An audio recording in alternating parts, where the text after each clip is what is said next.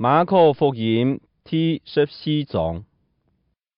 盼过节老除酵节嘅前2日，祭司長老經學教士陰謀愛秘密捉耶穌，將其處死。佢哋講：我哋唔好在節期中下手，免得引起民眾嘅跑通。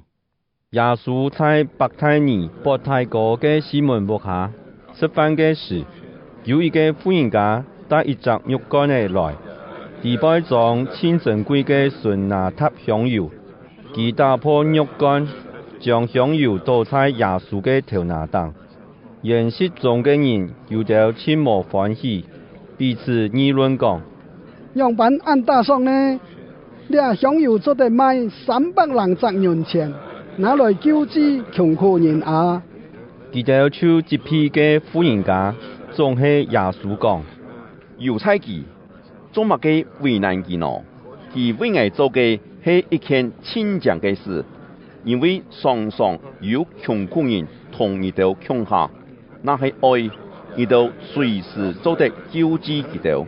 總係我唔係常常同佢哋窮下，佢已經親所能嘅做嚟，佢將呢香油倒在我嘅身上，係為我嘅埋葬先做準備。我實在老佢哋講，普天下無論福音傳到乜嘅所在，特撒都愛講起佢所做嘅事來紀念佢。耶穌12個學生當中，有一個加略人猶太，佢去見祭司長，愛將耶穌交本佢哋。佢哋聽到猶太所講嘅，就非常歡喜，又答應拿錢本佢。對嘅時候，猶太就尋機會愛出賣耶穌。除酵節嘅第1日，就係吃盼過節羔羊嘅日。學生來問耶穌講：你愛挨掉去哪位為你準備盼過節嘅晚餐呢？耶穌就派2個學生吩咐佢哋講：你哋入上去為渡到一個人帶定一罐水，你哋就停定佢。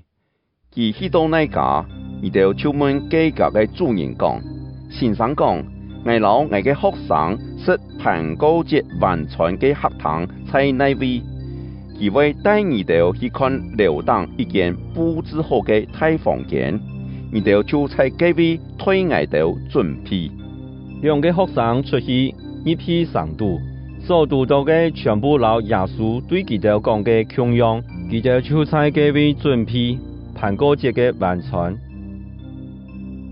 臨暗暝，耶穌老12個學生全部到齊，佢哋坐下來食嘅時節，耶穌講：我實在老你哋講，你哋當中同我窮下食嘅有一個人愛出賣我。學生就千憂愁，一個一個問佢講：咁係我？耶穌應講：係你哋12撒當中嘅一撒。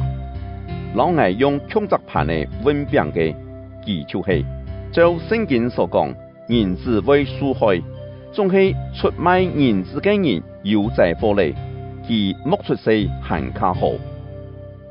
佢哋食嘅時節，耶穌拿起餅嚟，感謝頌賜後，就擘開，本佢哋講：拿來食，這係我嘅身體。佢又拿起杯嚟，感謝頌賜後，交本佢哋全部就啉。耶穌講：這係我嘅血，係證明上帝老人立約嘅血，為千多人來流出嘅。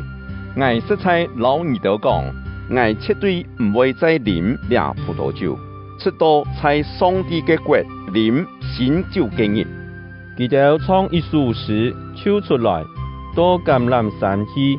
耶穌對佢哋講：你哋隆重會離開我，因為聖經記載，上帝講：我愛攻擊牧人，羊群就分散出去。總係我復活以後，會比你哋先去加利利。彼得講：就算別人全部離開你，我絕對唔會離開你。耶穌對佢講：我實在老你講，今暗晡，幾日台第2拜以前，而为300唔認愛。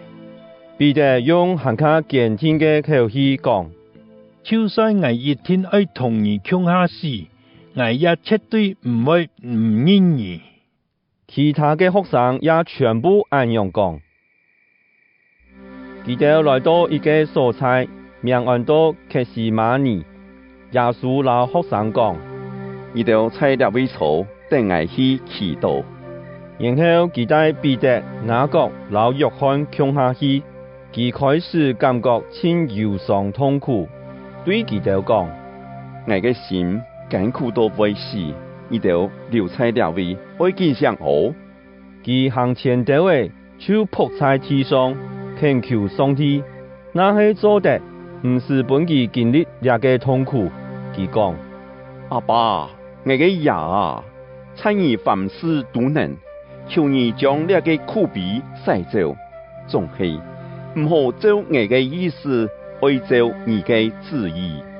佢倒轉來嘅時，發現3個學生衰退，就老彼得講：西門，你在那睡目黑夢，無法度見上一點宗教嗎？你都愛見上祈禱，免得陷落迷惑。你都確實心靈感染，總係肉體軟弱。佢又行過去，行去用同樣嘅話祈禱，然後佢又倒轉學生嘅位，看到佢哋又衰退，因為佢哋嘅目珠擘唔開，佢哋也唔知愛老佢講乜嘅真好。耶穌第3擺倒轉來，老佢哋講：你哋行睡目，行在幾位休息嗎？拉拜咧，時間到咧，看啊！人子已經本人出賣到罪人手中咯，看起來，我哋來去看啊！出賣我嘅人到嚟。耶穌還講電話嘅時，12個學生中嘅猶太來到，有一大群人帶定刀嘅、棍嘅，同佢衝下來。佢哋係祭司長、經學教師、老長老派來嘅。出賣耶穌嘅人事前本佢哋一直暗號講：我這萬人，佢就是你哋所相愛嘅人，你哋愛捉到佢，嚴嚴看守，將佢帶走。猶太一到，即時行到耶穌面前，喊講：先生，要斬佢，所以佢哋就下手捉耶穌。其在順頭嘅人當中，有一個綁出刀嘅。對大祭司嘅僕人劈過去，將佢嘅耳光削脱一截。耶穌對佢哋講：你哋帶定刀嘅老棍嘅出來作嗌，看嗌做強盜黑幕。嗌當日在升天度講人，常常同你哋傾下，你哋並無作嗌，總係呢個是係愛應驗聖經所講嘅話。呢時，所有嘅學生全部離開佢逃走。有一個後生人身上單槍披定一堆麻布，停在耶穌嘅後背，佢哋就想愛捉佢，總係佢fit踢嗰啲布嘅打插膊走踢。